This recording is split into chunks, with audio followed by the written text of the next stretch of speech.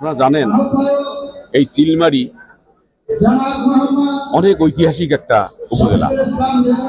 1850 সালে এই চিলমারিটা এখানে থানা হিসেবে হয়েছিল বটে, কিন্তু সেই সময় চিল পাখির খুব উৎপাত ছিল এবং মানুষের ক্ষেত খামার খেয়ে ফেলছিল।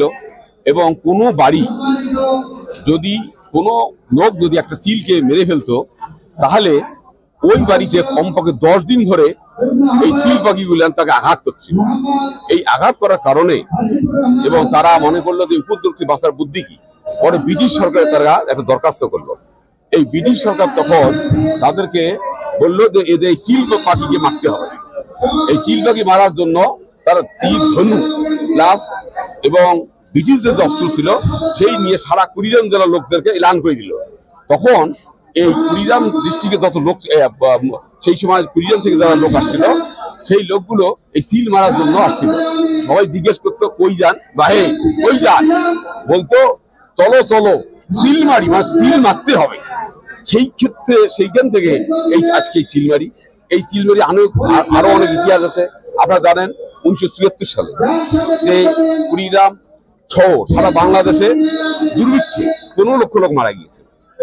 তার মধ্যে আপনারা জানেন যে বাসন্তী দুর্গতির মতন একজন, আপনাদের এই পাশেই যে জোরগাছের পাশে যে সেই বাসন্তী গ্রাম, সেখানে এখনো বাসন্তী বেঁচে আছে আর দুর্গতি নিয়ে চলে গেছে। আপনারা জানেন এই বাসন্তী দুর্গতিকে নিয়ে যিনি ছবিটা তুলেছিলেন সেই আফতাব ভাই, আমার ইত্তেফাকের সাংবাদিক, ওই ভদ্রলোক সারা পৃথিবীকে নাড়া দিয়েছে।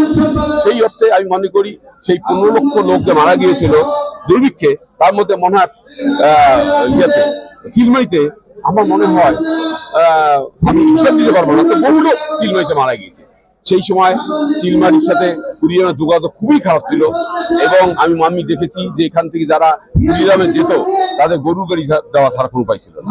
তারপর আপনারা দেখেন এই চিলমারি আরো অনেক ঐতিহ্য আছে, যেমন আমাদের যে আব্বাস উদ্দিন সাহেব এখানে গান লিখেছিলেন, ওকি গাড়িয়াল ভাই ঢাকাও গাড়িটি চিলমারি বন্ধ।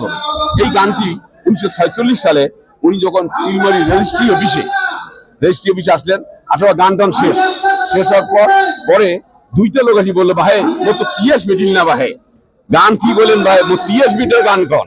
তখন আব্বাস উদ্দিন আবার নতুন করিয়া সেই কলের কল টল ঠিকঠাক করে সাউন্ড টাউন্ড ঠিক করে একটা গান গেল। সে গান কি, ও কি গাড়িয়াল ভাই ঢাকা গাড়ি চিলমারি বন্দরে। তা আপনারা দেখেছেন যে সেই এই দিক থেকে চিলমারি অনেক ঐতিহ্য এবং অনেক অনেক অসম্মানেরও আছে। যেমন অসম্মান বলবো কি, এখানে রিক্তামণির স্কুল আছে, সেই স্কুলে প্রতিবন্ধী সংখ্যা হলো 334 জন। এটা বিবিসি আবার তাকে বলেছে যে তিনি নাকি একটা শ্রেষ্ঠ মহিলা। আমার কাছে এটা অসম্মানের, কারণ কুড়িগ্রামে প্রতিবন্ধী সংখ্যা এত কেন হবে? এখানে 6টা ইউনিয়ন আছে এবং 6 নদী বিচ্ছিন্ন। এই ইউনিয়নের লোকগুলো যে সমস্ত মেয়ে বাচ্চারা পড়ে তাদের হাই স্কুল নাই।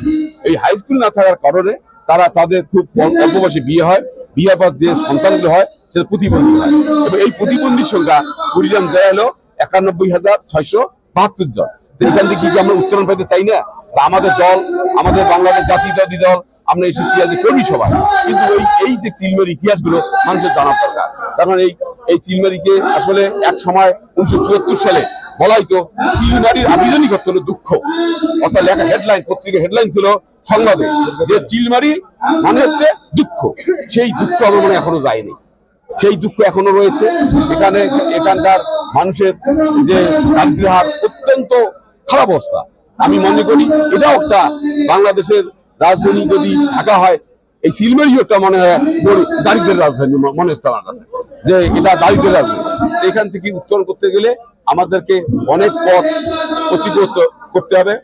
বিশেষ করে আমাদের এই অঞ্চলে যারা নেতৃত্ব দিয়েছিলেন সেই নেতারা কোনোদিনও আমাদের চর বলেন বা আমাদের নিয়ে যে একটা চর মিনিস্ট্রি করার দরকার, চর বিষয়ক মন্ত্রণালয় করার দরকার।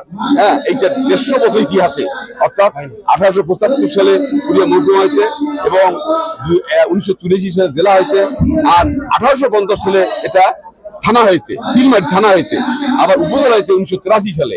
তাহলে এতদিনে এত লোক এখানে নেতৃত্ব দিয়েছে, কিন্তু একজনও এই সংসদে বললো না যে আমাদের এই চিলমারি মানুষকে বাঁচাইতে হবে, চর মন্ত্রণা করা দরকার, মানুষকে বাঁচাইতে হবে, এটা কোনোদিনও বলেনি।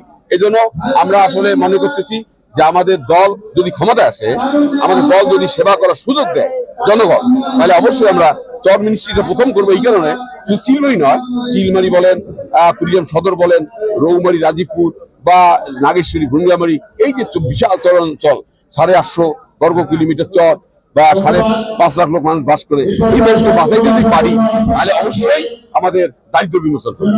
দারিদ্র বিমোচনের জন্য আমাদের আরো পরিকল্পনা আছে। আমাদের যে তারেক সাহেব অ্যাক্টিং চেয়ারম্যান, উনি একটা 31 দফা কর্মসূচি দিয়েছেন। সেই 31 দফা কর্মসূচির মধ্যে সব আছে।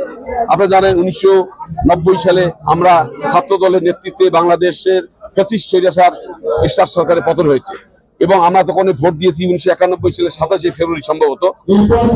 সেই ভোটে বিএনপি ক্ষমতায় গিয়েছে, অর্থাৎ আমাদের নেতৃত্ব সঠিক ছিল।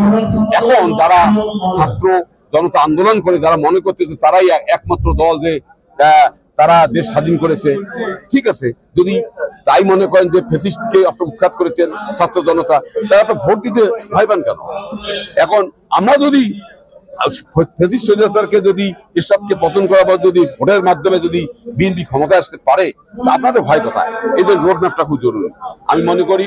যে তাছাড়া আপনার এই চিলমারিতে অনেক অত্যাচার হয়েছে, কুড়িগ্রাম অত্যাচার হয়েছে এবং আমাদের যে প্রধান উপদেষ্টা ডক্টর ইউনূস, উনি বলেছেন যে 18 এবং 24 সালে 2018 এবং 2024 সালে যে ভোট হয়েছে, এই ভোটে যারা জেলা প্রশাসক ছিল, যারা পুলিশ সুপার ছিল, যারা ওসি ছিল, এরা কি একজনও ছিল না এই প্রতিবাদ করা? কারণ এই ভোটগুলো তো হয় নাই। ফ্যাসিস্ট মানে কি?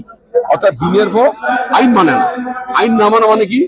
দিনের ভোট রাতে করেছে শেখ হাসিনা। এই জন্য কিন্তু তার নিজের বিচার সে নিজে করেছে। এই জন্য ছাত্র জনতা আন্দোলনে 15 মিনিট নোটিশে তিনি চলে গেছে ভারতে। এখন তারপর আমি মনে করি এটা যে চলে গেলেই হবে না, কারণ তার প্রেতাত্মারা এখনো বাংলাদেশে ঘুরে বেড়াচ্ছে এবং এই প্রেতাত্মারা যাতে আর সংগঠিত না পারে, এই জন্য আমাদেরকে আমাদের দল সহ নয়, যারা গণতান্ত্রিক আন্দোলনে ছিলাম তাদেরকে নিয়েই আমরা এই আন্দোলনটা সবসময় আমরা সচেষ্ট থাকবো।